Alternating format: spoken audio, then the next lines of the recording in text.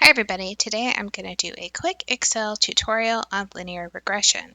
I'm given a problem that has a table of values for x and y. X is our independent variable, y is our dependent variable, and we want to calculate the regression line. I'll start by highlighting the data, and you can either hit Control-C for copy or you can right-click and copy.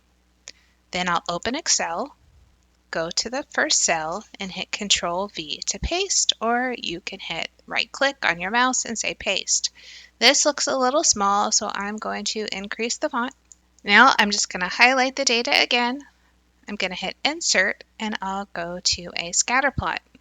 I'm going to do the scatter plot without anything connecting it. From there, I'll hit the plus sign. I'll go down to the trend line and then over to the right because we want to add the line in the equation, so I'll hit more options.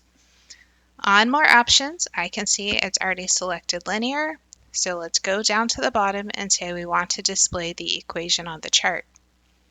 You can pick up and move the equation so you can see it better.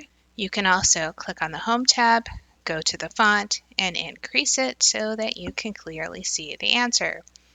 It says that y is equal to negative 1.0791x plus 34.277. Let's go back and enter negative 1.0791.